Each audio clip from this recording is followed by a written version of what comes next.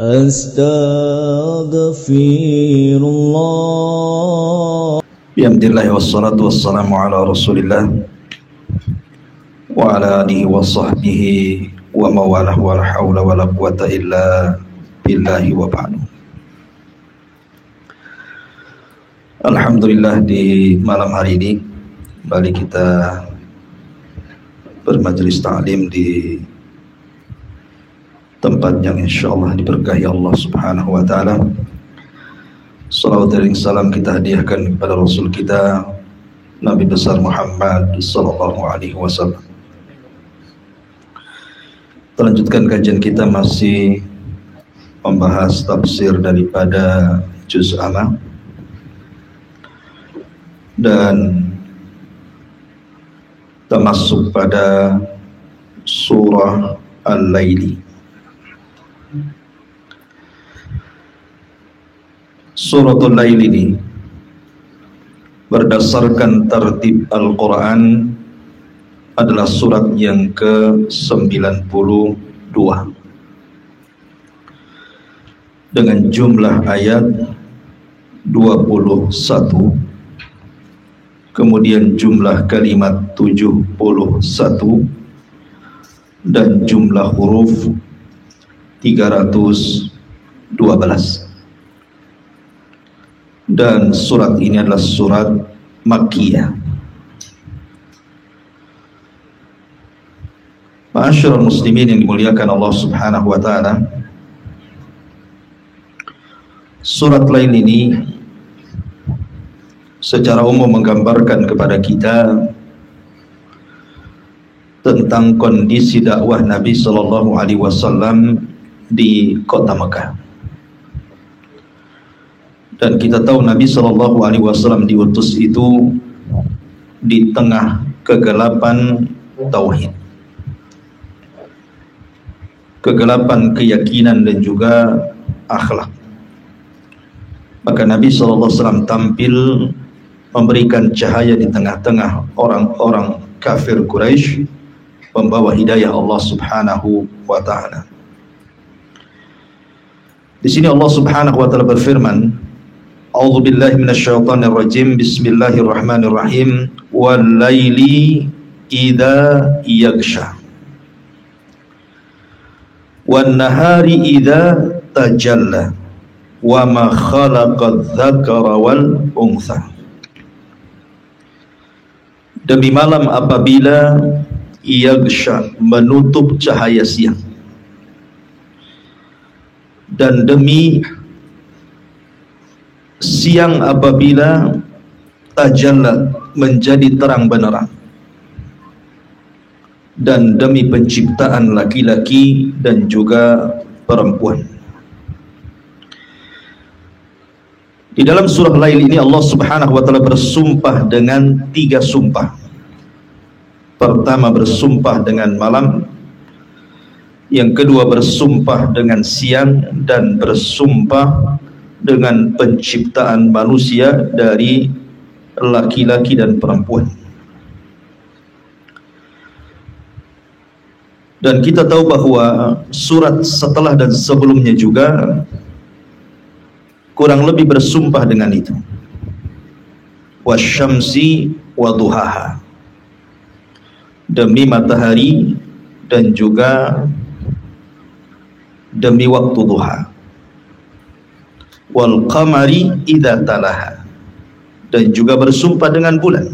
Matahari di siang hari, bulan di malam hari.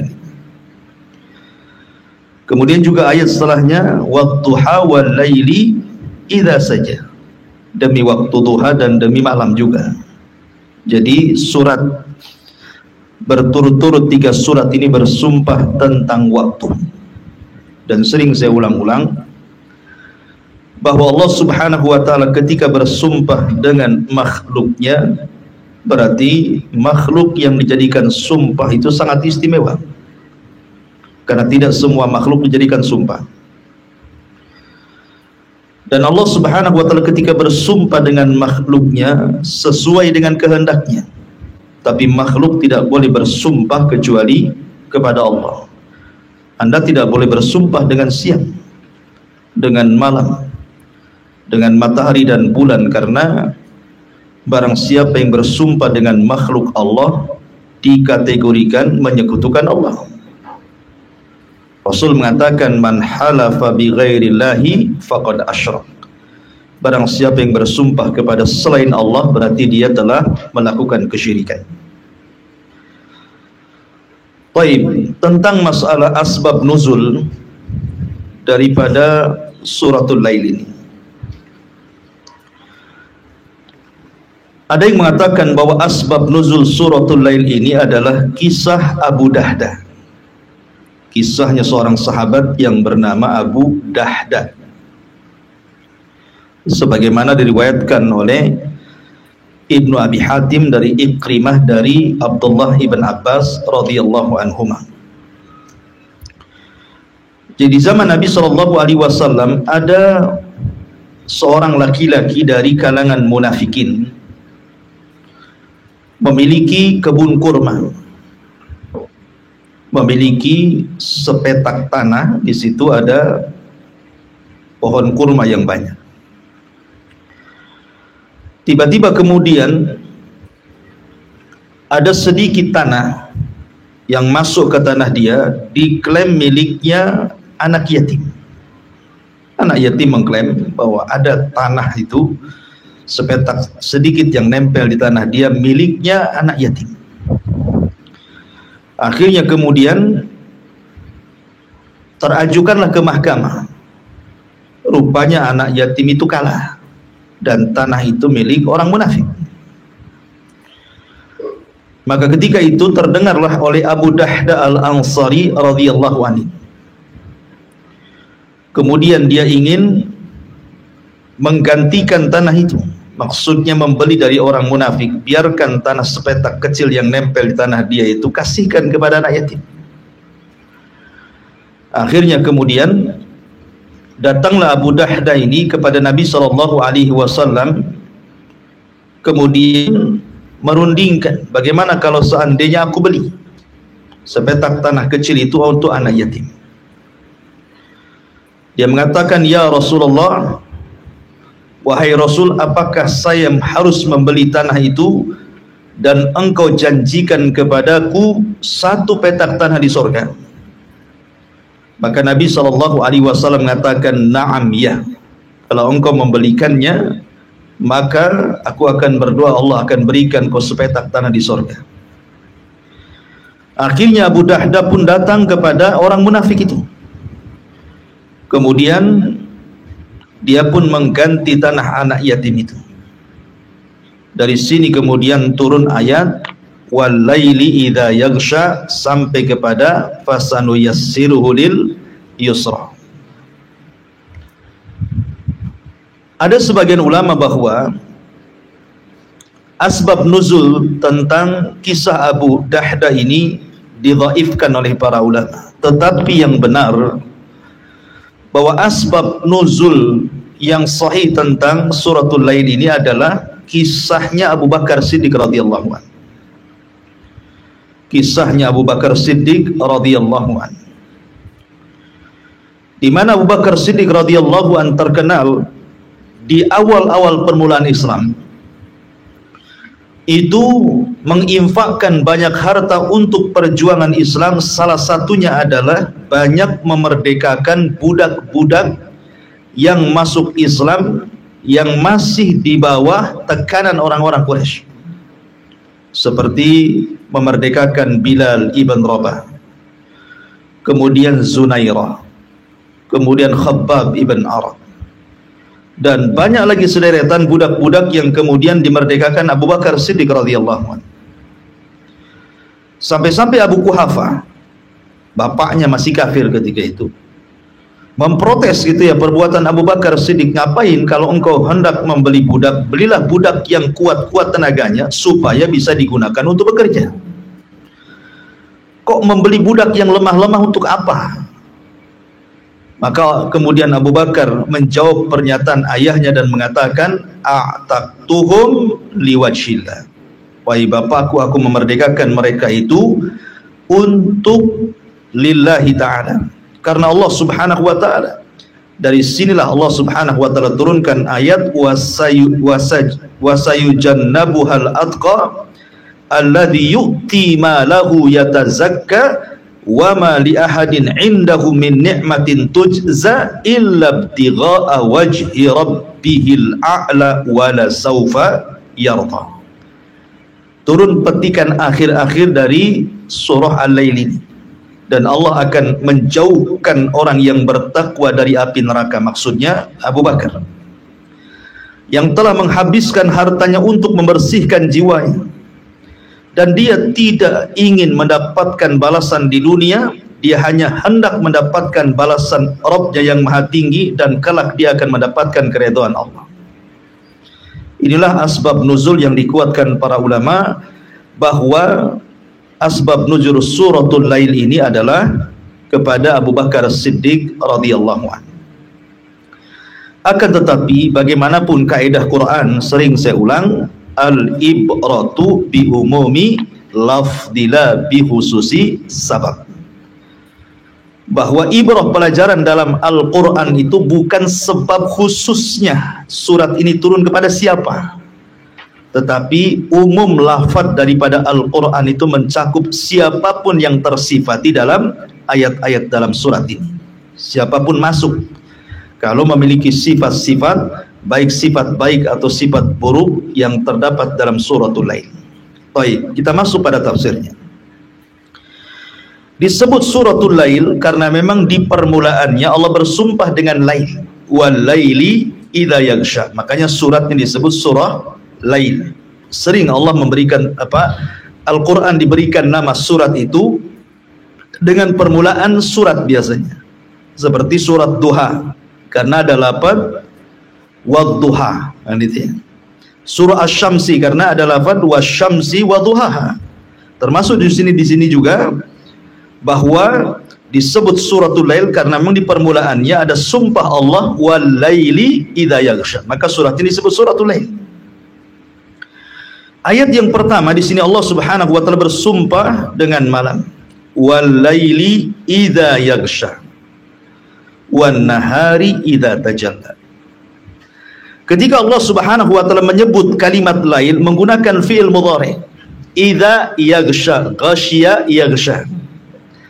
Tapi ketika Allah menyebut kalimat siang menggunakan fi'lul madhi. Wal laili idza yaghsha wan nahari idza tajalla, bukan yatajalla. Apa hikmahnya? Kenapa ketika Allah menyebut kalimat lail menggunakan fi'il mudhari yaghsha?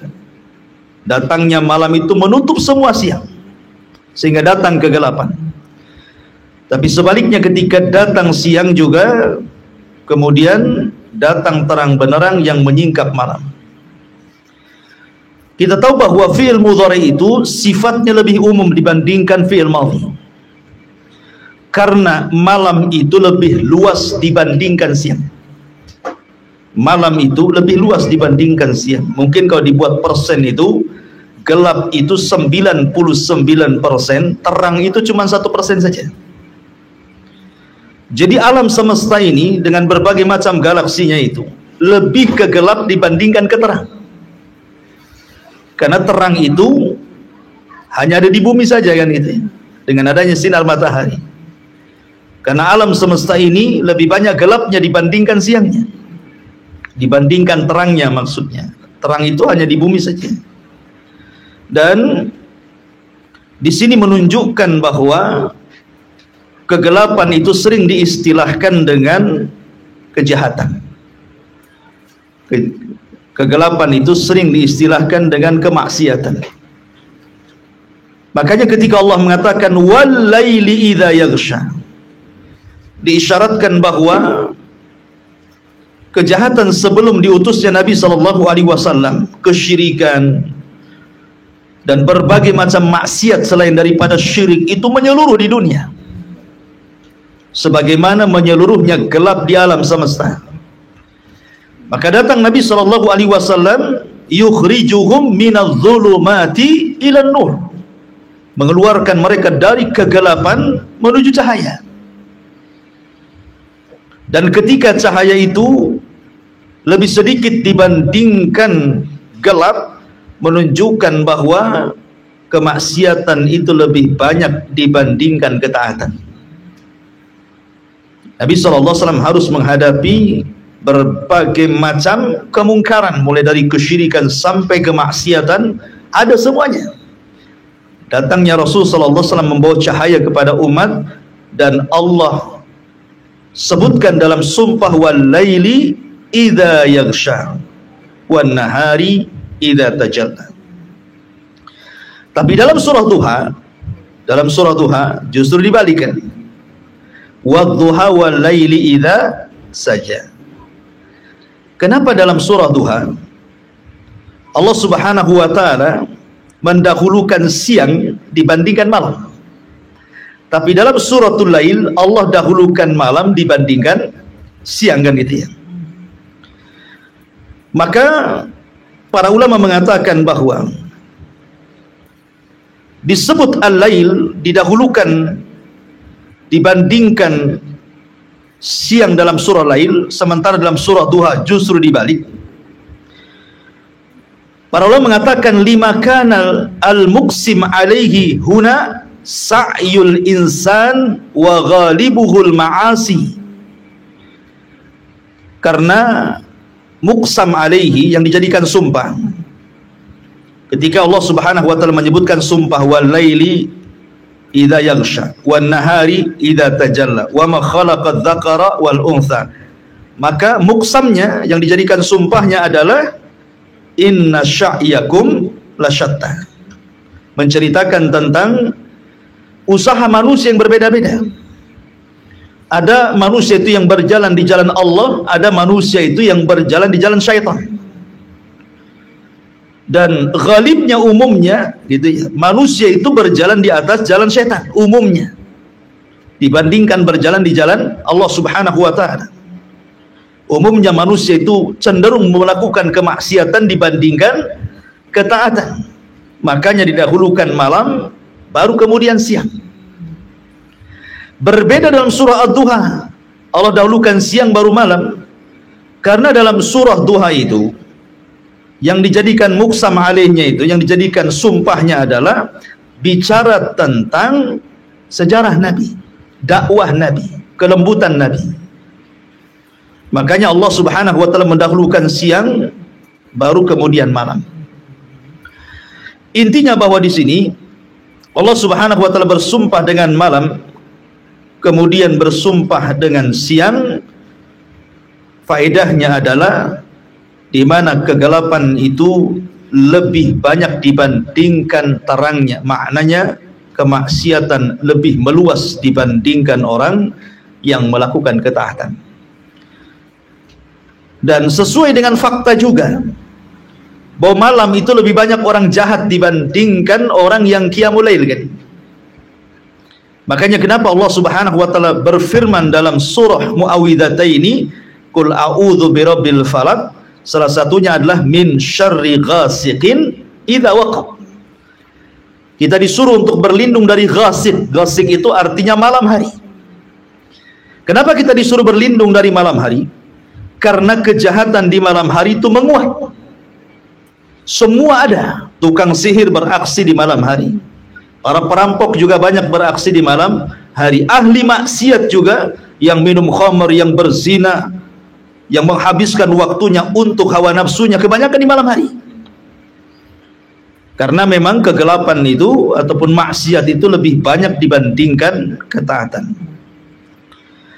Ma'asyiral muslimin yang dimuliakan Allah Subhanahu wa taala. Namun demikian, ketika Allah bersumpah dengan malam, tentu bukan hanya ditinjau dari malam itu banyak kejahatan, tapi ditinjau dari sisi lain bahwa malam hari itu kalau ditinjau dari segi ibadah, maka jauh lebih hebat dibandingkan siang hari.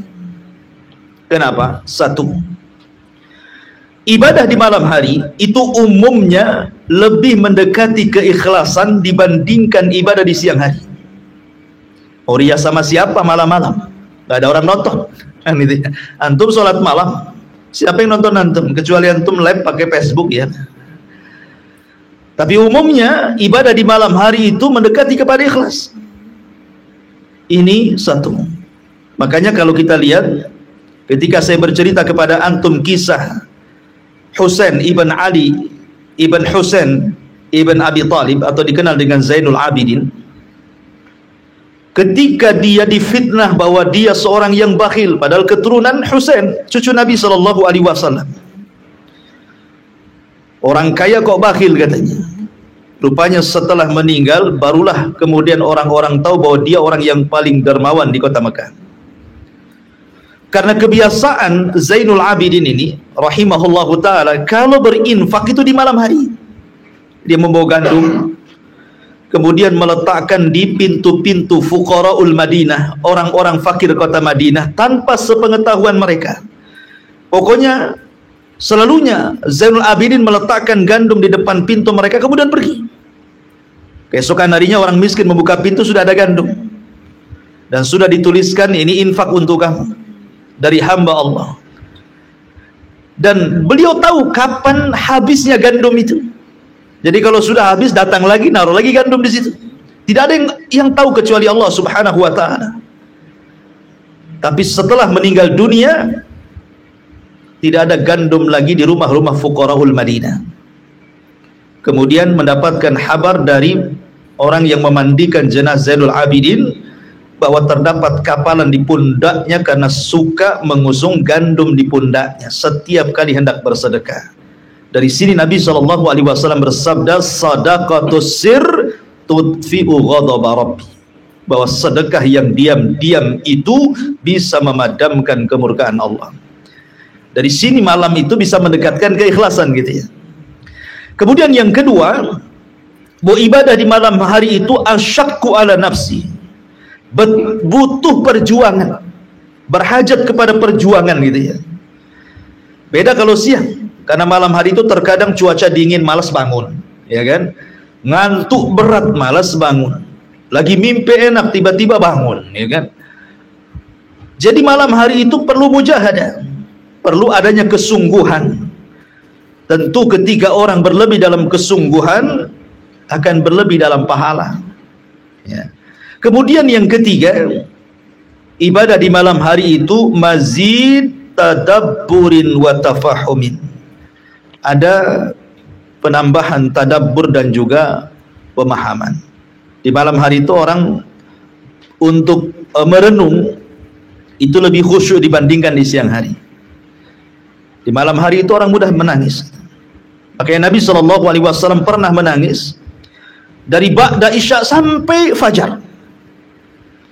Ketika kemudian keesokan harinya berjumpa dengan Bilal ibn Rabah, mempertanyakan, karena bagaimanapun kalau orang nangis selama itu kan belebam itu ya matanya, kan nampak gitu bekas nangis gitu ya.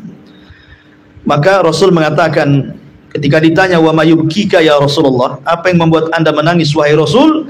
Kata Nabi SAW, semalam turun ayat kepadaku, wailun liman qara'aha wa lam yatadabbaraha, celaka bagi orang yang membacanya tapi tidak mau merenungkannya. Kemudian Rasul membaca, inna fi khalqis samawati wal ar wa ikhtilafil laili wan nahar ila akhiril ayat. Kemudian yang nomor 4, malam hari itu adalah tempat turunnya rahmat, tempat turunnya maghfirah, tempat istijabatul doa. Jadi tempat turun rahmat, tempat turun ampunan, dan tempat di mana doa-doa akan diijabah Allah Subhanahu wa taala. Nabi SAW bersabda, yanzilu rabbuna ila sama'i dunya fi kulli thuluthil lailil akhir wa dzalika kulla lailatin. Fayaqulu Allahu azza wa jalla, man yad'uni fa astajibana wa man yastaghfiruni fa aghfiralah wa man yas'aluni fa'utiyah. Allah turun di sepertiga malam akhir, dan itu setiap malam. Kemudian Allah akan memanggil hamba-hambanya, siapa yang berdoa ku kabulkan, siapa yang minta ampun ku ampuni, siapa yang meminta sesuatu ku kabulkan permintaannya. Kemudian yang nomor 5, ibadah di malam hari itu tempat diangkatnya derajat manusia. Karena ketika kemudian dosa kita diampuni oleh Allah Azza wa Jal, kemudian kesalahan kita dihapus, maka kebalikan daripada itu adalah Allah hendak mengangkat derajat manusia. Jadi malam itu bisa mengangkat derajat manusia. Dan banyak lagi. Kalau kita cerita tentang solat di malam hari, jauh lebih afdal. Kata Nabi SAW bahawa solat sunnah yang paling afdal setelah solat wajib adalah solat qiyamul lail, solat malam. Ya, jadi memang ibadah di malam hari itu luar biasa. Makanya Allah mendahulukan malam dibandingkan siang. Baik. Wal laili idza yaghsha wan nahari idza tajalla. Ketika Allah Subhanahu wa taala mengiringkan malam dengan siang, kedua makhluk Allah ini adalah tanda dari tanda-tanda kuasa Allah yang dilihat manusia. Bagaimana Allah Subhanahu wa taala bisa memperjalankan malam, kemudian setelah itu menghilangkan malam dan memperjalankan siang. Tentu ma'asyiral muslimin yang dimuliakan Allah Subhanahu wa taala, ini adalah mukjizat kuasa Allah Subhanahu wa taala. Karena ada ayat yang mengatakan, "Qul ara'aitum in ja'alallahu 'alaikumul laila sarmadan ila yaumil qiyamah." Kemudian Allah mengatakan, "Man ilahun ghairullah ya'tikum bidiya'in afala tasma'un."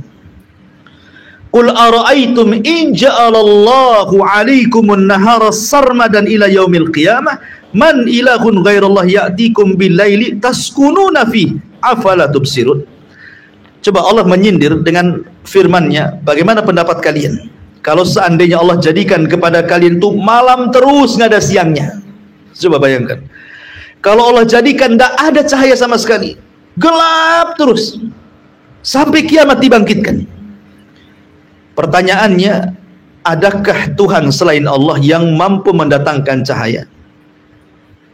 Afala tasmaun, tidakkah kau mendengar ayat ini? Atau sebaliknya, kalau seandainya, bagaimana pendapat kalian kalau Allah jadikan siang terus sampai kiamat gitu ya? Apakah di sana ada Tuhan selain Allah yang mampu mendatangkan malam sehingga kalian bisa tenang di situ? Tidakkah kalian melihat? Artinya bahwa siang dan malam itu kuasa Allah. Allah sudah membagi-bagikan untuk kehidupan manusia gitu. Malam tempat istirahat, siang tempat bekerja. Kalau seandainya kemudian malam terus, kapan kerjanya? Kalau seandainya siang terus, kapan pula istirahatnya? Maka Allah bagi itu tugasnya. Dan tidur di malam hari berbeda dengan tidur di siang hari. Kalau ada orang yang mengganti fitrah Allah Subhanahu wa taala kepada makhluk, umpamanya antum ganti malam kerja tidur siang, pasti antum akan sakit. Walaupun tidurnya cukup, karena bukan itu tempat istirahat. Itu maksudnya ya. Makanya kenapa Allah sudah memberikan porsinya masing-masing. Kalau istirahat ya malam gitu, kalau bekerja ya siang. Ya mungkin sekali-kali bisa dibalik, tetapi jangan kemudian seterusnya, karena akan memadaratkan badannya. Makanya siang malam itu adalah kuasa Allah, selain daripada tanda-tanda kuasa Allah yang sifatnya berjalan, yang setiap hari kita bisa lihat. Karena ada tanda kuasa Allah itu tidak berjalan begitu saja, tapi siang malam itu kan berjalan. Ya, hilang siang datang malam, hilang malam datang siang, dan tidak mungkin matahari akan berjumpa dengan bulan kecuali hari kiamat. Di mana Allah mengatakan wa jumi'a syamsu wal qamar, Allah akan kumpulkan matahari dan bulan kapan? Kiamat nanti. Kalau matahari dan bulan sudah kumpul, itu sudah kiamat itu. Tapi selama tidak berkumpul berarti tidak kiamat, karena hilang matahari datang bulan, hilang bulan datang matahari, dan begitu seterusnya. Ma'asyiral muslimin yang dimuliakan Allah Subhanahu wa taala, Allah mengatakan wa ma khalaqadz dzakara wal untha, dan ada qiraah tanpa menyebut wa ma khalaqa. Jadi wal laili idza yaghsha wan nahari idza tajalla wadz dzakari wal untha. Ada qiraahnya seperti itu. Dan ini qiraah daripada Abdullah ibn Mas'ud radhiyallahu anhu yang disebutkan di dalam Sahih Bukhari Muslim dari jalan Alqamah, bahwa Abdullah ibn Mas'ud, kata Alqamah, membaca wadz dzakari wal untha wal laili idza yaghsha wan nahari idza tajalla wadz dzakari wal untha. Tetapi sekali lagi ini qiraah syadzah. yang sudah dihapuskan di zaman Utsman ibn Affan dan tidak dimasukkan ke dalam mushaf. Jadi antum tidak boleh membaca bacaan ini, tetap mengambil bacaan yang sudah muttafaq alaih, disepakati, wa ma khalaqa dzakara wal untha. Walaupun ada riwayat dari Abdullah bin Mas'ud beliau membaca wa dzakari wal untha, kan ini riwayat syadzah. Ya, riwayat syadz tidak perlu dipakai lagi karena mushaf yang sudah sampai kepada kita yang disebut mushaf imam atau kita kenal dengan mushaf Utsmani hari ini adalah wa ma khalaqadz dzakara wal untha, dan itu yang qiraah yang disepakati. Ya. Ada yang mengatakan bahwa Allah Subhanahu wa taala bersumpah di sini wa ma khalaqadz dzakara wal untha. Bagi yang kemudian menganggap ma di sini adalah mausul, sebenarnya Allah mengatakan wallazi khalaqadz dzakara wal untha. Ma di sini mausul. Ya, kalau ditakdirkan itu wallazi khalaqadz dzakara wal untha, artinya Allah Subhanahu wa taala hendak bersumpah kepada dirinya sendiri bahwa dia yang menciptakan laki-laki dan perempuan. Jadi bersumpah untuk dirinya. Ya. Tapi kalau yang mengatakan ma di situ masdariyah, bukan mausulah, artinya Allah Subhanahu wa taala bersumpah dengan makhluknya. Bahwa di antara makhluk Allah itu ada yang sifatnya laki-laki, ada yang sifatnya perempuan. Lalu siapa zakar dan siapa untha di sini? Sebagian ulama tafsir mengatakan maksudnya zakar di sini adalah Adam dan untha itu artinya Hawa. Artinya Allah bersumpah dengan Adam dan dengan Hawa yang merupakan asal dari terciptanya manusia. Dan dari sini juga ada faedah ketika Allah Subhanahu wa taala bersumpah dengan zakar dan untha itu, Adam dan Hawa, bahwa ketika berjumpa dua jenis manusia, laki-laki dan perempuan, maka akan lahir ketenangan. Orang kalau hidup sendiri nggak akan tenang. Laki-laki hidup sendiri nggak akan tenang. Perempuan hidup sendiri nggak akan tenang. Nampak tenang itu ditenang-tenangkan itu. Ya. Sebenarnya tidak tenang. Karena Allah Subhanahu wa taala mengatakan wa min ayatihi an khalaqalakum min anfusikum azwaja litaskunu ilaiha. Dan dari tanda-tanda kuasa Allah, Allah menjadikan kalian berpasang-pasangan gitu ya. Laki-laki dipasangkan dengan perempuan atau sebaliknya. Gunanya untuk apa coba? Litaskunu ilaiha, supaya lahir ketenangan.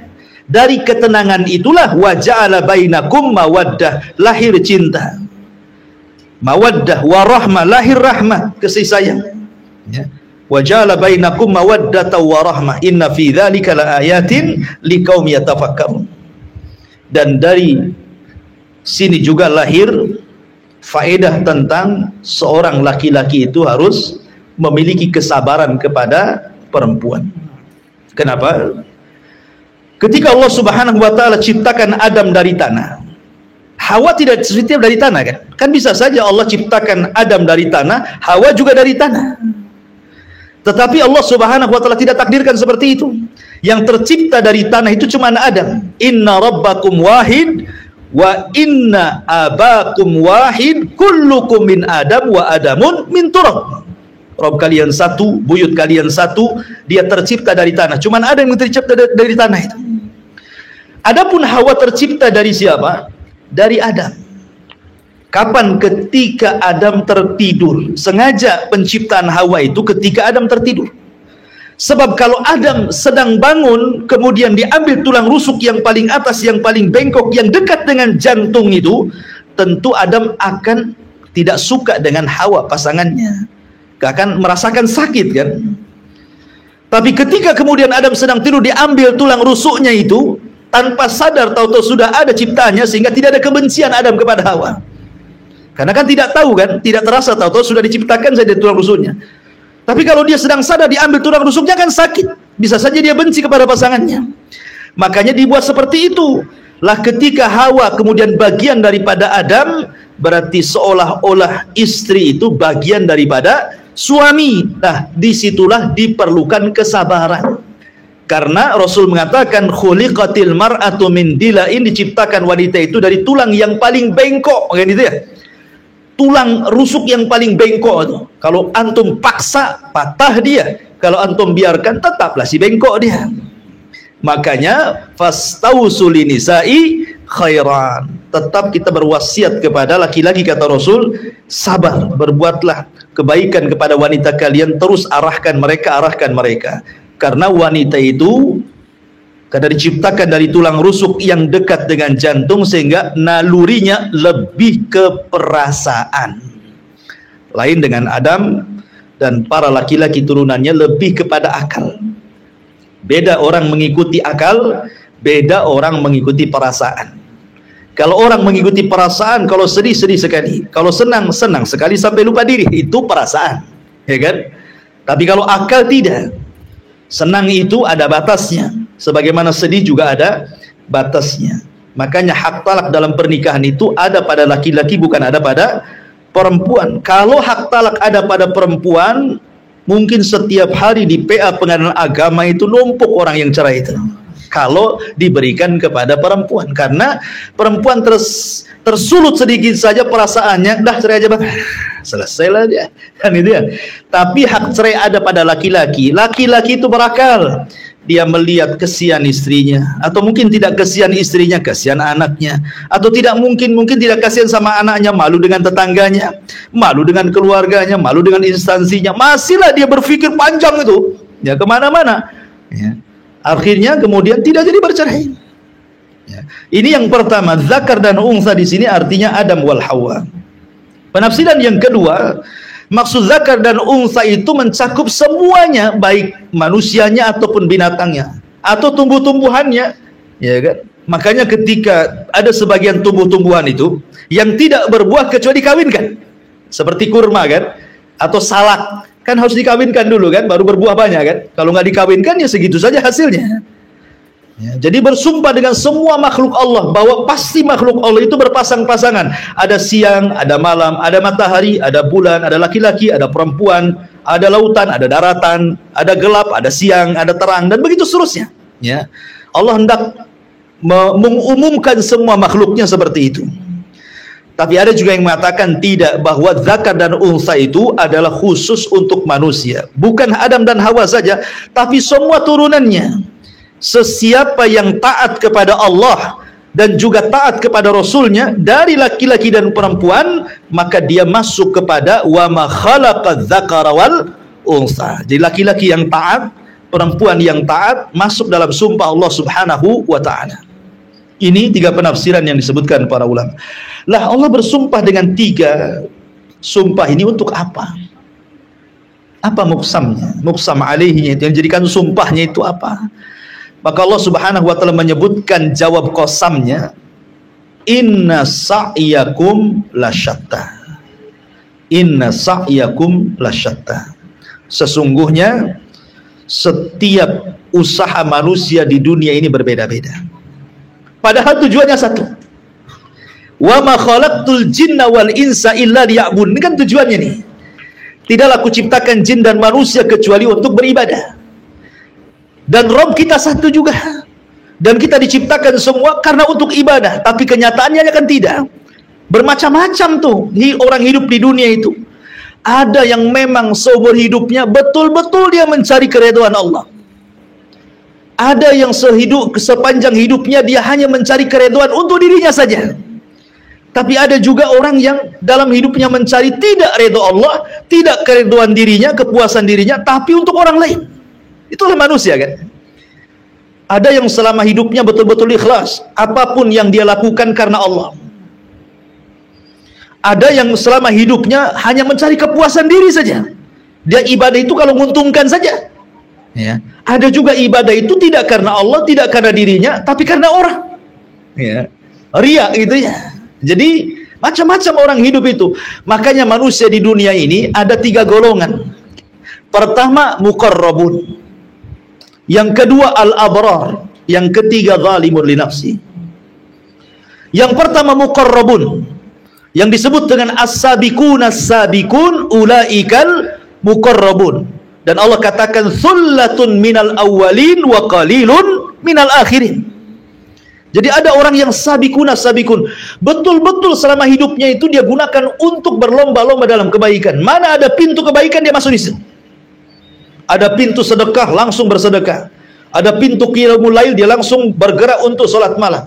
Ada pintu mengunjungi orang sakit lekas, dia datang. Ada pintu untuk mengantarkan jenazah, dia paling depan. Ada pintu untuk silaturahim, dia orang yang pertama kali silaturahim. Ada orang yang seperti itu. Tidak ada celah sebuah kebaikan kecuali dikejar dia. Itu disebut as-sabiqun as-sabiqun. Dan mereka disebut muqarrabun, orang-orang yang senantiasa dekat dengan Allah. Tapi Allah mengatakan sullatun minal awwalin. Orang dulu banyak yang seperti ini. Wa qalilun minal akhirin. Tapi sedikit orang belakangan. Jadi as-sabiqun as-sabiqun itu para rasul, para nabi, para siddiqin, para syuhada gitu ya. Dan sedikit dari orang-orang saleh. Ya. Ma'asyiral muslimin yang dimuliakan Allah Subhanahu wa taala. Yang kedua disebut abrar. Yang Allah Subhanahu wa taala katakan dalam surah Al-Infitar, innal abrara lafi na'im. Sesungguhnya orang-orang abrar itu di dalam kenikmatan. Siapa abrar? Tingkatan kedua. Abrar itu diambil dari kata bir. Bir itu artinya hisalu jami'il khair. Semua sifat yang ada kebaikan di situ disebut albir. Makanya ada namanya birrul walidain, berbuat baik kepada orang tua. Kata Nabi SAW, alaikum bisidqi fa inna sidqa yahdi ilal bir. Wajib kalian jujur, karena jujur itu mengantar kepada albir, kebaikan. Ya. Kemudian Allah mengatakan lan tanalul birra hatta tunfiqu mimma tuhibbun. Kalian tidak mungkin sampai kepada albir sampai kalian bisa menginfakkan barang yang kalian sukai. Jadi setiap pintu kebaikan kalau kita kerjakan berarti kita mengerjakan albir, kebaikan. Tetapi abrar ini tidak ada ruh as-sabiqun as-sabiqun. Ya, mereka berbuat baik tapi tidak ada ruh berlomba-lomba. Yang penting berbuat baik, gitu maksudnya. Ya, dia sholat malam, saya juga sholat malam. Ya, dia juga sedekah, saya juga sedekah, gitu ya. Dia silaturahim, saya juga silaturahim. Tapi belum ada ruh as-sabiqun as-sabiqun itu, belum ada ruh berlomba-lomba ke sana. Tapi ya yang penting berbuat baik, gitu. Itu namanya abrar, tingkatan kedua, gitu ya. Tapi ada yang namanya zalimun li nafsi. Ya, ada muktasid tengah-tengah abrar yang disebut dengan ashabul yamin dalam Al-Quran itu. Ya, tingkatan kedua disebut ashabul, tingkatan pertama muqarrabun, tingkatan kedua disebut ashabul yamin, ya, ataupun disebut dengan abrar atau disebut dengan muqtasid, gitu ya. Ada istilah-istilah dalam Quran tuh. Kemudian ada yang disebut dhalimul li nafsi. Ya, berbuat baik tapi maksiat juga jalan, gitu maksudnya ya. Ini orang ketiga nih. Salat ya, ya, tapi gibah juga ya, gitu ya maksudnya. Sedekah juga iya, gitu ya, tapi nyakiti orang juga iya. Jadi tingkatan ketiga itu dia campur aduk di situ. Lah Allah mengatakan inna sa'yakum lasyatta. Usaha manusia itu berbeda-beda itu. Ada yang muqtasid, ada yang muqarrab, ada yang zalimul li nafsi.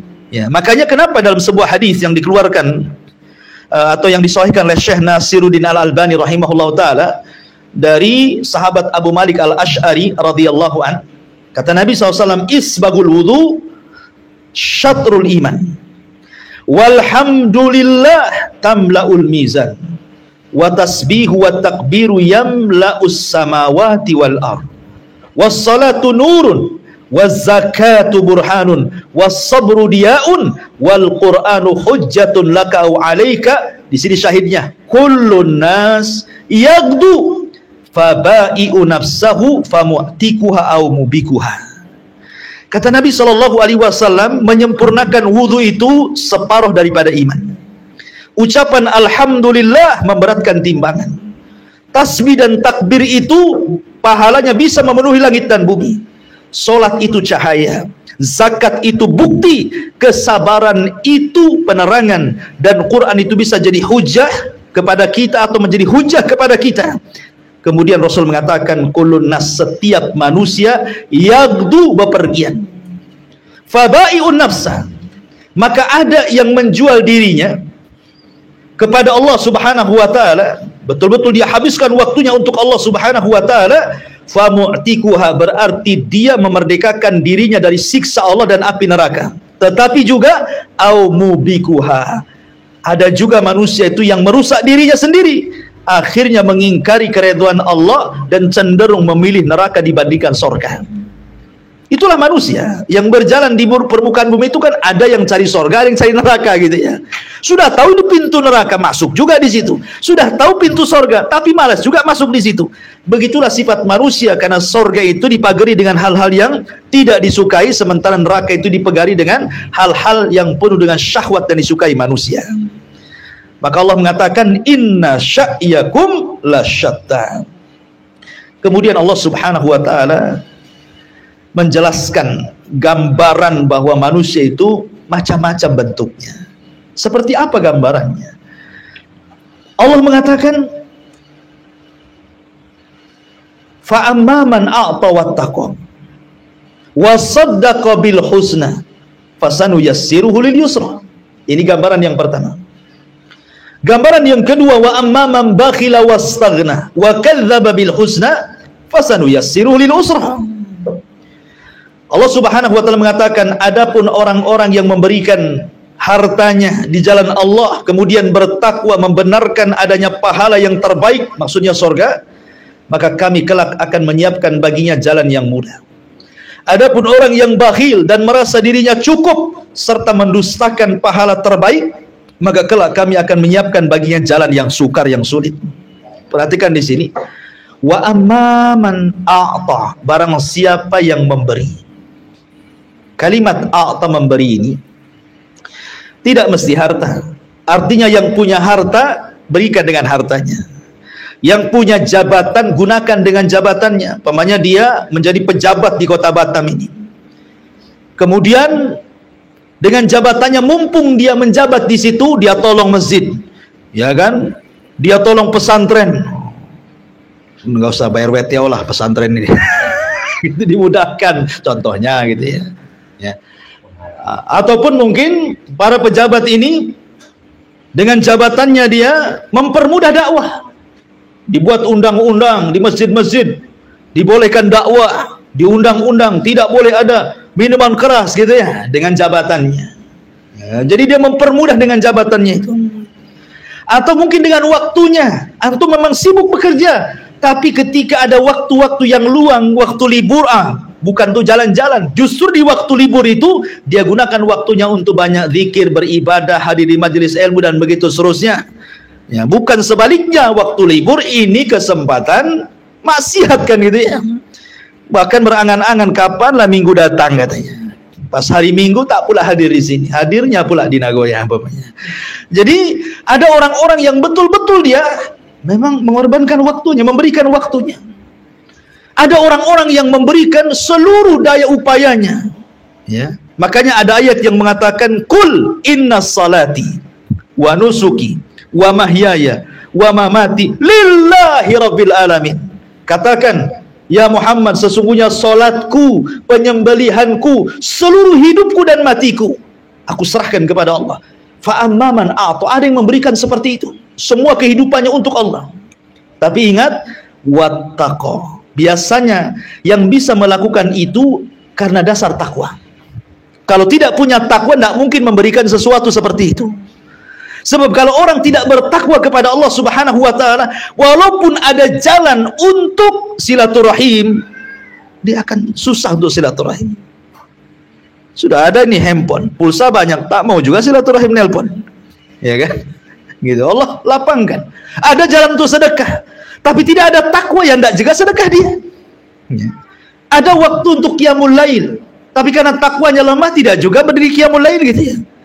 Jadi ada jalan-jalan itu yang sebenarnya kita bisa melakukannya, tapi kita tidak melakukannya. Sampai kepada hal-hal yang mudah untuk dilakukannya pun tidak dilakukannya. Antum jalan dari rumah ke sini, nampak ada batu, ini kalau orang kena batu ini bisa jatuh nih, motor bisa jatuh. Tak ada juga yang turun, kemudian ambil, sisihkanlah batu itu, sisihkan benda-benda yang menghalangi manusia. Itu kan perkara mudah sebenarnya. Ya.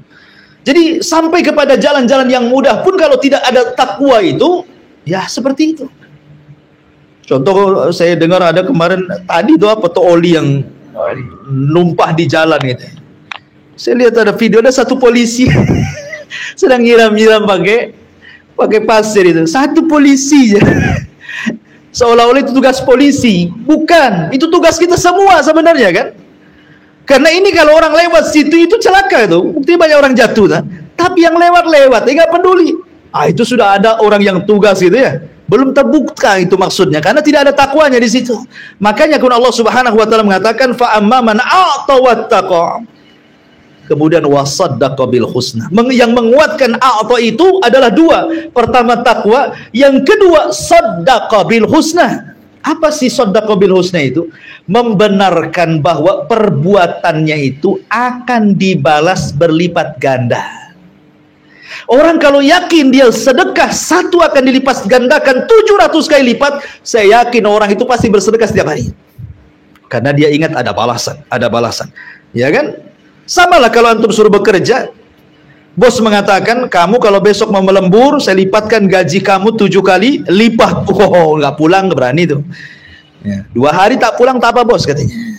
Asal kelipatannya jelas gitu. Urusan dunia saja kita bisa seperti itu gitu ya. Artinya bahwa kalau dia membenarkan bahwa ada janji dari Allah, pasti dia akan a'ta. Ya. Kemudian juga ada yang mengatakan bahwa saddaqa bil husna. Husna di sini artinya sorga. Orang kalau seandainya yakin dengan sorga, pasti apapun dilakukannya, ikhwan. Lihat para sahabat Nabi SAW, semua dilakukannya, jiwa melayang-melayanglah, yang penting surga. Seperti yang dikatakan Amr bin Jamuh, ketika dia daftar untuk jadi perang Uhud, anaknya meminta Jabir kepada Rasul, janganlah, ayahku sudah tua, jalan pun tak bisa, masa kau izinkan untuk perang Uhud, wahai Rasulullah. Akhirnya Rasul mengatakan, wahai Amr ibn Jamuh, lihat, anakmu tidak mengizinkan kamu, tapi bapaknya ngotot dan mengatakan, ya Jabir, laulal jannah la athartuka iyyak. Kalau bukan karena sorga, saya siap digantikan posisi. Masalahnya sorga, saya tidak mau. Itu para sahabat, ya kan? Itulah berbeda dengan kita. Jelas-jelas sorga pun tetap saja tidak mau. Jelas-jelas neraka malah masuk pula di situ. Ya. Jadi di sini harus memang yakin. Ada juga husna di situ, artinya wasaddaqa bila ilaha illallah. Husna itu artinya la ilaha illallah, artinya tauhid. Ya. Orang kalau menghujam tauhid di dadanya, pasti apapun bisa dilakukannya. Kebaikan apapun pasti dilakukannya. Karena yang mendorong para sahabat terkenal bagaimana infaknya, keberaniannya, ibadahnya, zuhudnya, waraknya, itu karena tauhid yang melekat di dadanya. Makanya ayat ini turun kepada siapa? Abu Bakar. Abu Bakar itu sebenarnya tidak dikenal dengan infaknya. Abdurrahman bin Auf lebih besar infaknya. Tidak dikenal dengan syajaahnya. Khalid bin Walid dalam peperangan luar biasa, maka dijadikan jenderal di zaman Abu Bakar. Artinya kalau cerita sholat, Umar orangnya kan itu ya. Kalau cerita sedekah, Abdurrahman orangnya. Kalau cerita Quran, Ubay bin Ka'ab orangnya. Tapi kenapa Abu Bakar menjadi orang nomor 2 setelah Nabi SAW? Disebutkan bima waqara fi qalbihi, karena Abu Bakar punya keyakinan tauhid yang mantap dalam hatinya yang tidak dimiliki semua sahabat. Dia ketika datang kepada Rasul masuk Islam tidak ada keraguan. Semua sahabat masih ragu, nengok dulu betulkah dia nabi? Semua sahabat tuh. Umar saja mau bunuh Nabi kan itu ya. Baru setelah dapat kebenaran kemudian dia bertobat masuk Islam. Tapi Abu Bakar tidak. Betul-betul hatinya mantap, tauhidnya mantap, datang kepada Rasul masuk Islam. Ditawari Islam saja langsung bersyahadat. Makanya wajah disebut as-siddiq. Ya kan? Wasaddaqa bila ilaha illallah. Makanya Abu Bakar orang yang paling a'ta memberi. Ketika Rasul berkumpul bersama para sahabatnya, kata Rasul, siapa yang hari ini mengunjungi orang sakit? Tidak ada yang berdiri kecuali Abu Bakar. Ya. Siapa di antara kalian yang hari ini mengurus jenazah? Tidak ada yang berdiri kecuali Abu Bakar. Siapa yang hari ini berpuasa? Tidak ada yang berdiri kecuali Abu Bakar. Siapa yang hari ini memberi makan fakir miskin? Tidak ada yang berdiri kecuali Abu Bakar. Subhanallah. Ya.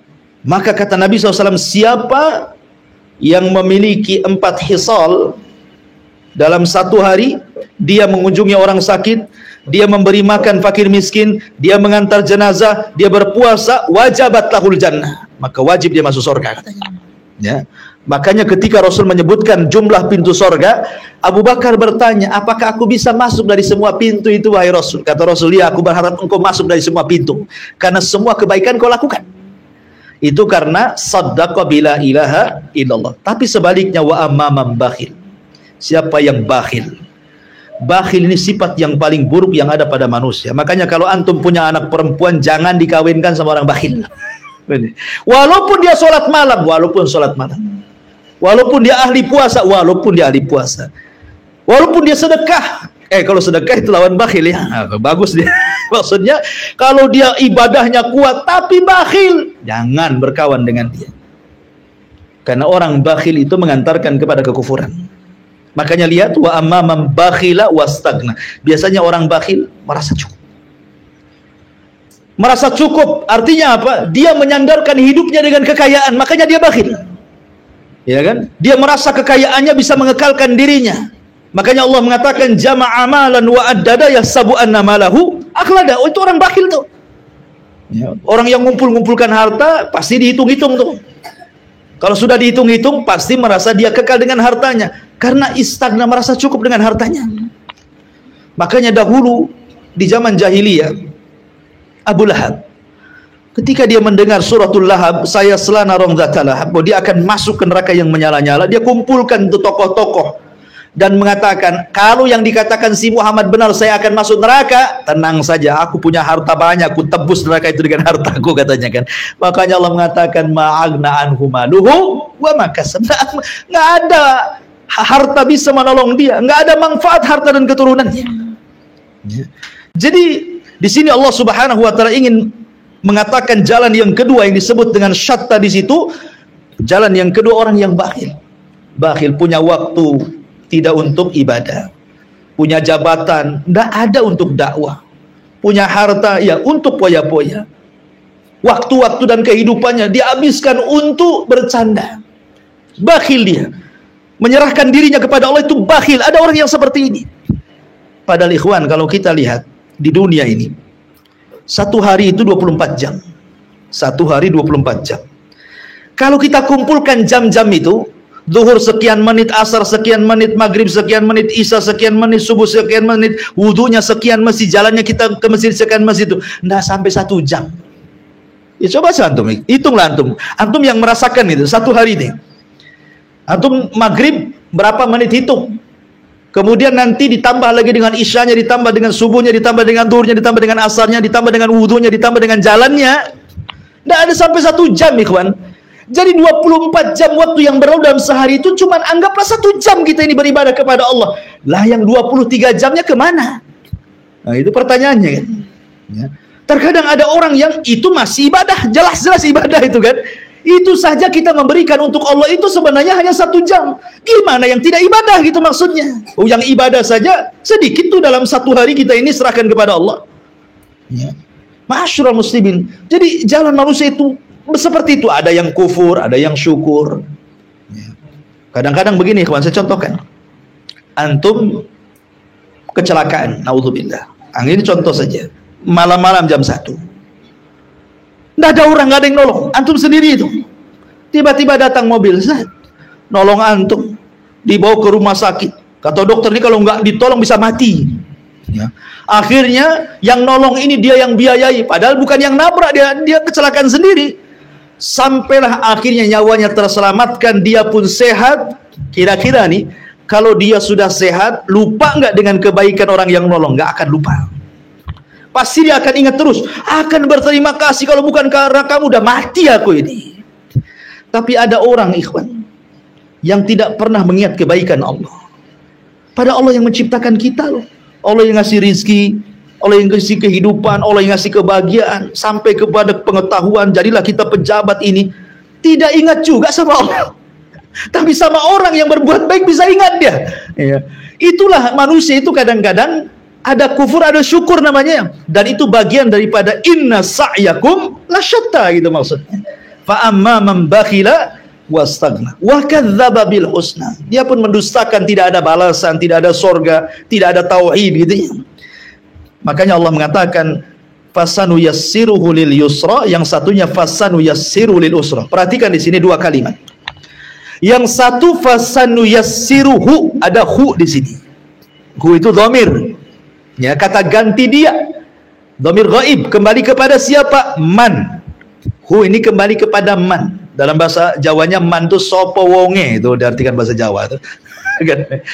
Man, hu ini kembali ke man. Fa amma man a'ta wattaqa wa saddaqa bil husna fasanuyassiruhu. Hu ini kembali ke man. Artinya bahwa barang siapa yang suka memberi kemudian bertakwa kemudian membenarkan dengan balasan, maka Allah mudahkan dia.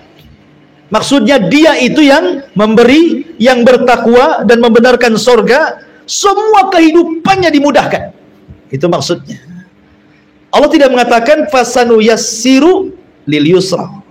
Tidak. Tetapi fasanuyassiru. Ada hu-nya di sini ya. Kepada orang itu Allah akan berikan semua kemudahan bagi dia. Setiap datang kesulitan, datang kemudahan. Hidupnya akan mudah, hidupnya akan tenang, hidupnya akan senang, dan begitu seterusnya. Kalau orang suka memberi, bertakwa, membenarkan surga, hidupnya akan tenang, senang, mudah. Gitu maksudnya. Tapi sebaliknya, orang yang bakhil, merasa cukup, mendustakan akhirat, hidup dia usra, sulit terus. Gak pernah senang, walaupun kaya, walaupun jabatannya tinggi, walaupun hartanya melimpah, kok ada saja masalah. Anaknya kena narkoba, istrinya selingkuh, masalah ini masalah itu, di perusahaannya masalah, di instansinya masalah, ada saja konflik. Pokoknya Allah buat sulit hidupnya.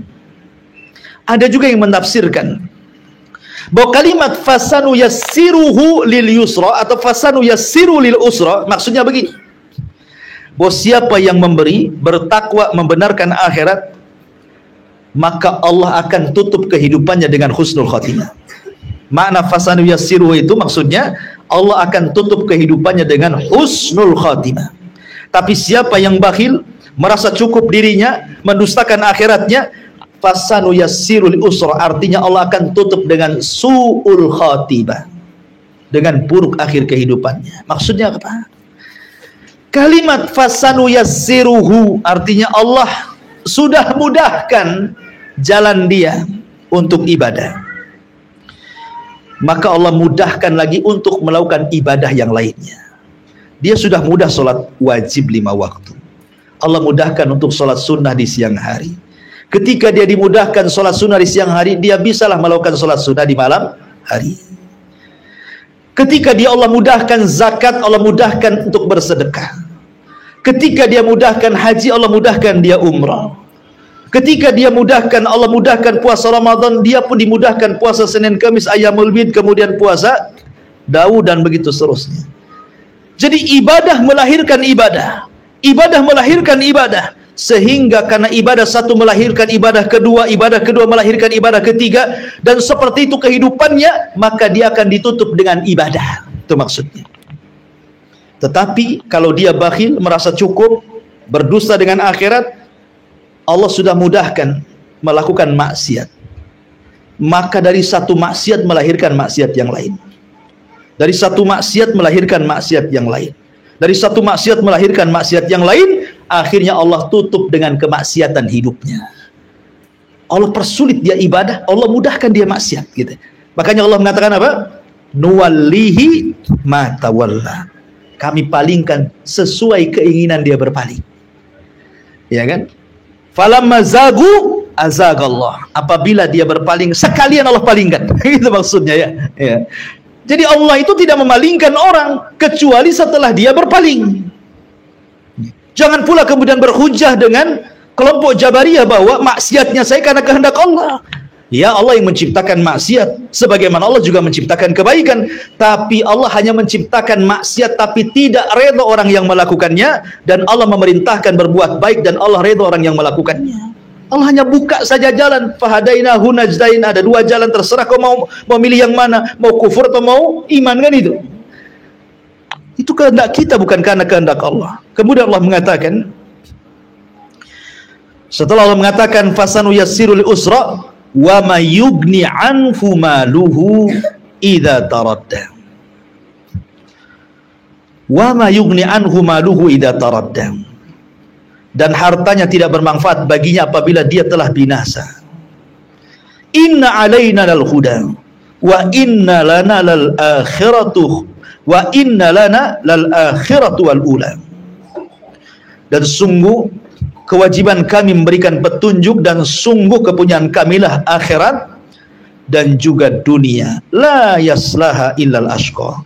Fa anzartukum naran taladzala yaslaha illal ashqa.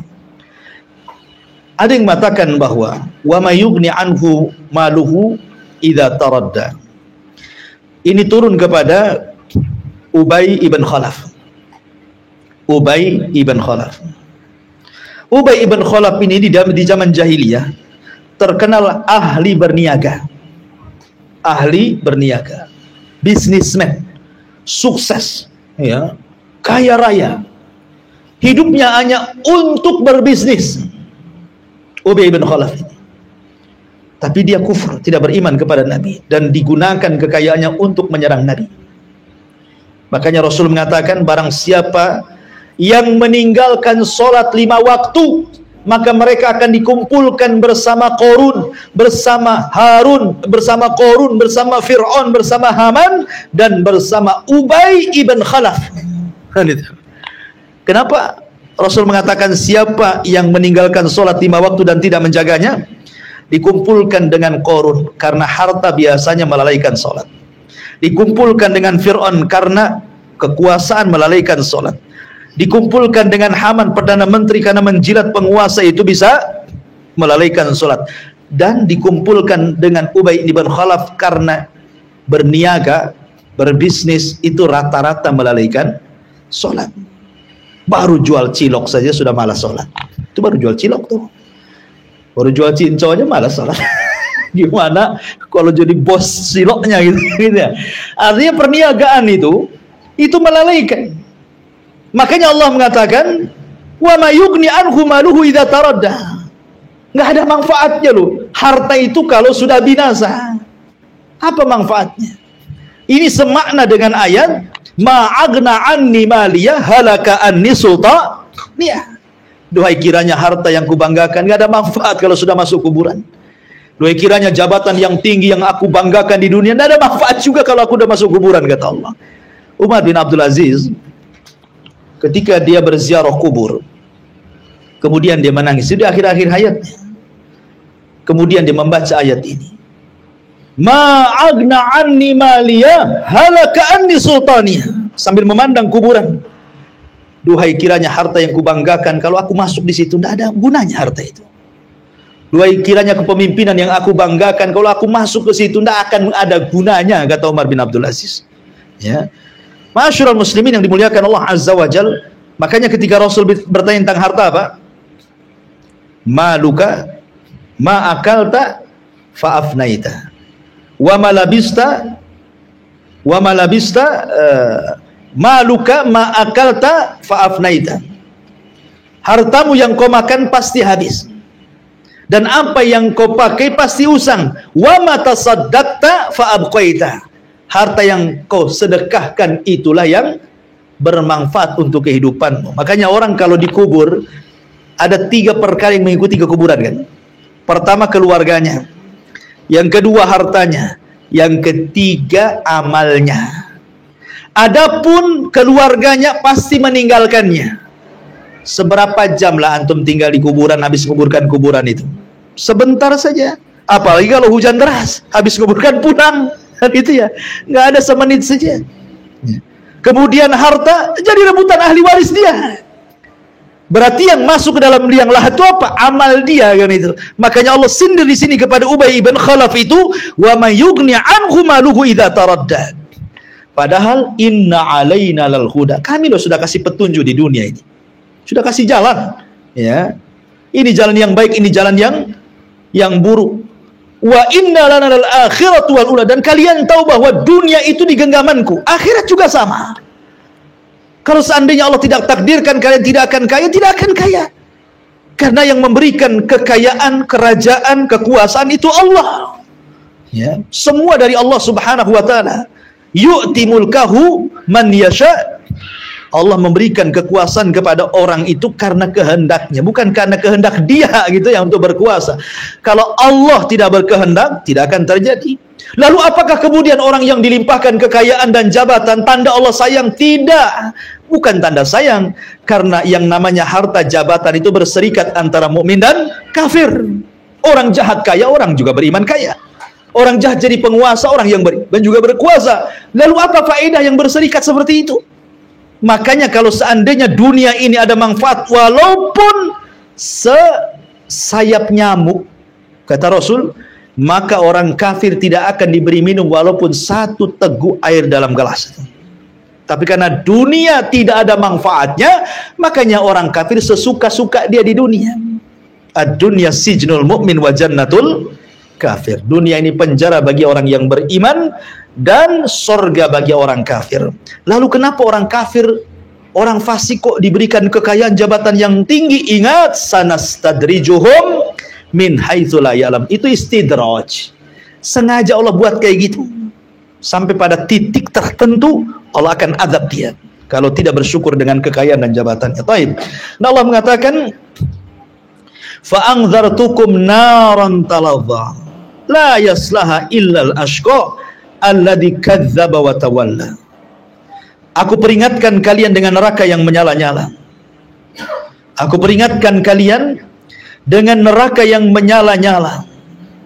Tidak ada yang masuk ke dalamnya kecuali orang yang paling celaka.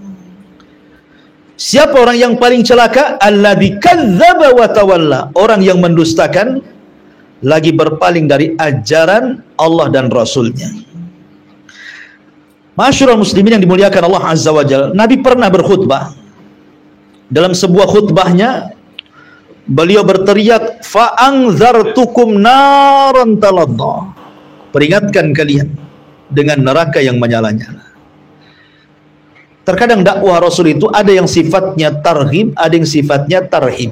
Targhib itu ya menyenangkan orang. Ini loh, kalau kamu begini masuk surga, kalau kamu begitu masuk surga, kalau kamu begini dikasih nikmat banyak. Kadang-kadang ada sifatnya targhib supaya orang semangat gitu ya. Tapi terkadang juga perlu orang itu ditarhib, ditakut-takuti supaya jangan terlena. Makanya Rasul juga terkadang menakut-takuti, hati-hati ku peringatkan kau dengan neraka.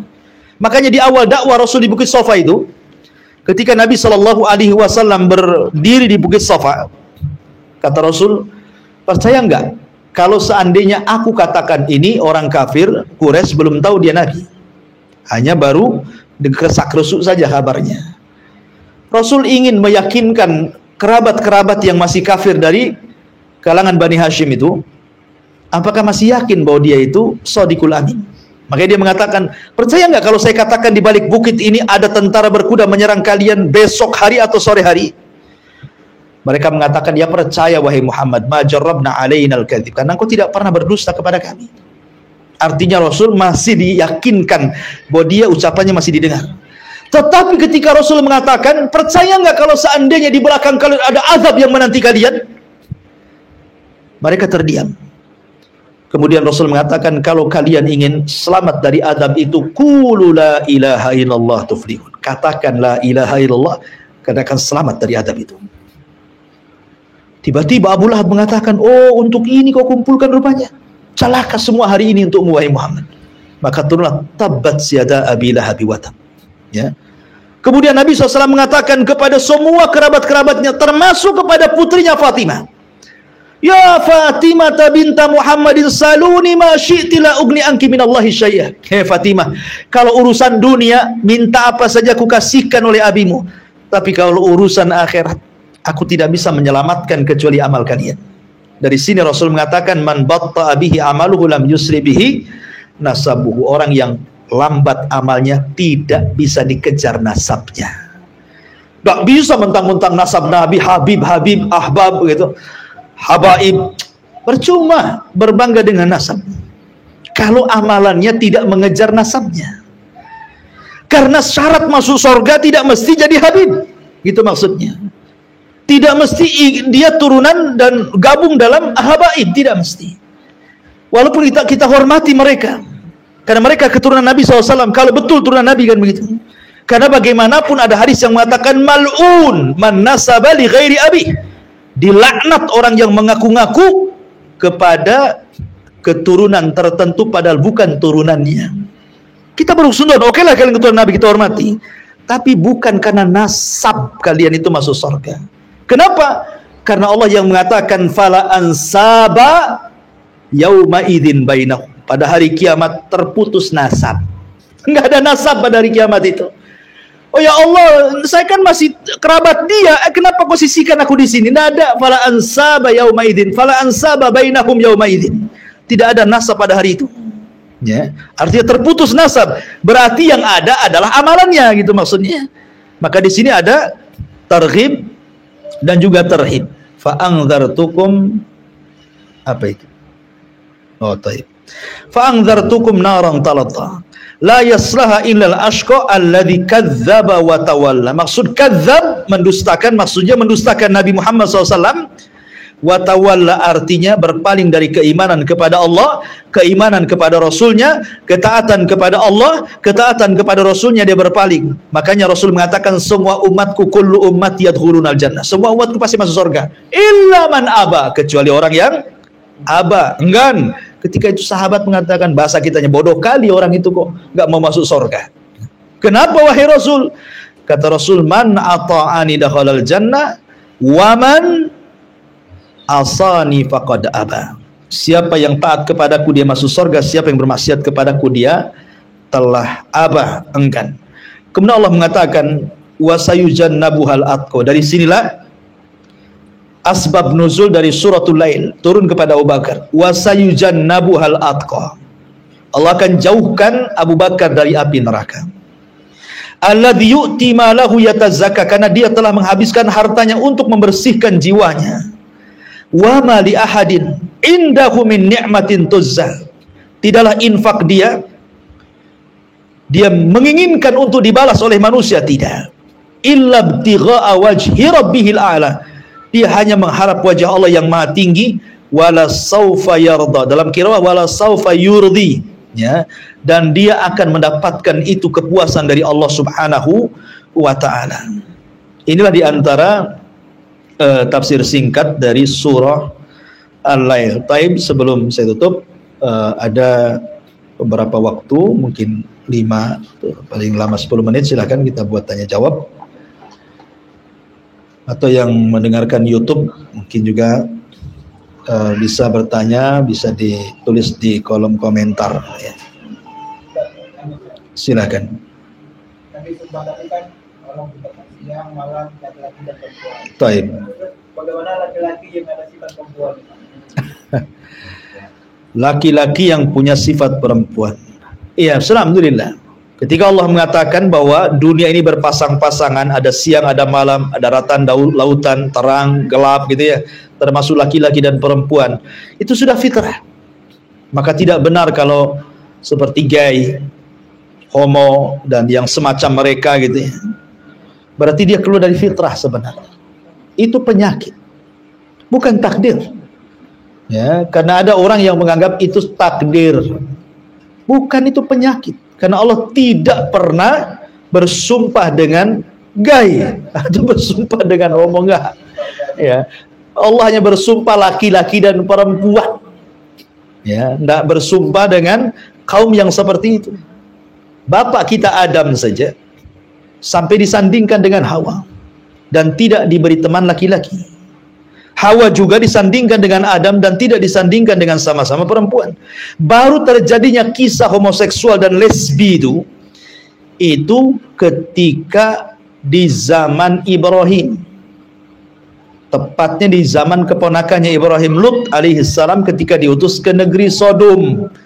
Disitulah terjadi peristiwa fahisyah yang belum pernah terjadi sebelumnya, di mana yang laki-laki suka laki-laki dan perempuan suka perempuan. Kenapa perempuan suka perempuan? Karena berawal laki-laki suka laki-laki awalnya. Jadi cerita Israiliyatnya, ada seorang kaum Sodom yang punya kebun.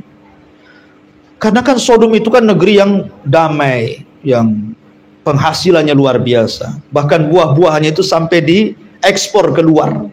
Saking kayanya, ya, kaya sekali Sodom itu. Tapi tidak bersyukur, kufur dengan Nabi Lut.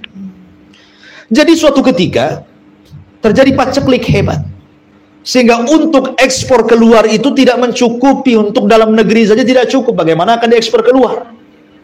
Akhirnya kemudian banyaklah orang luar kelaparan, akhirnya banyak orang yang mencuri. Datang ke negeri Sodom itu mencuri, jadi perampok.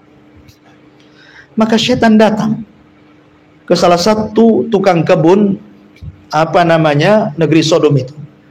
Kamu kalau menangkap perampok dari luar negeri Sodom, kamu kasih hukuman saja, katanya.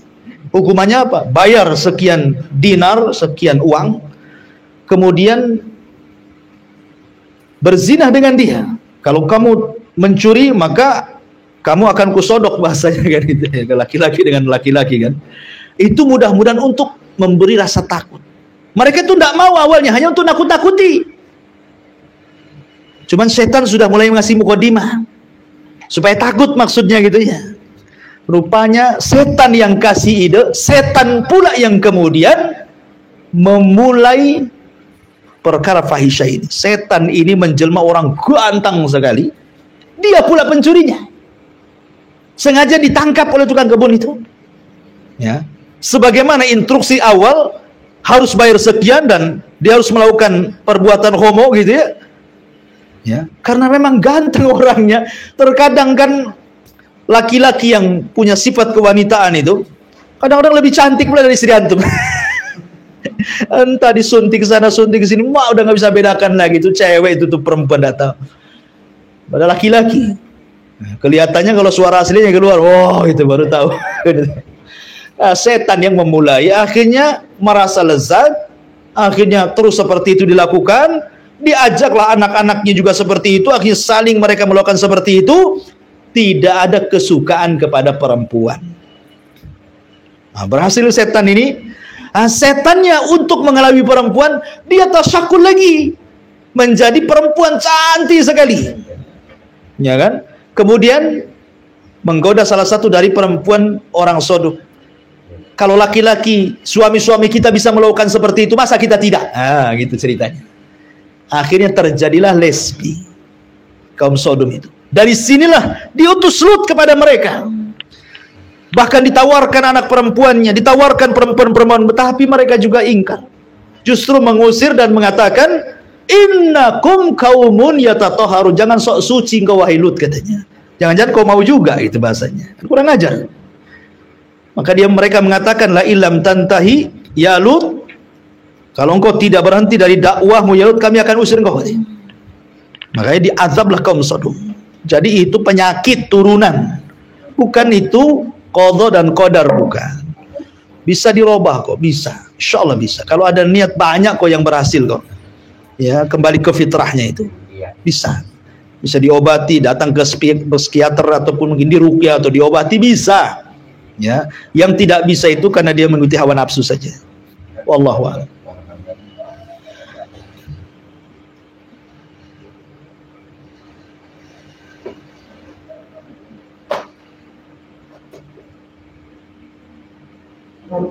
Baik.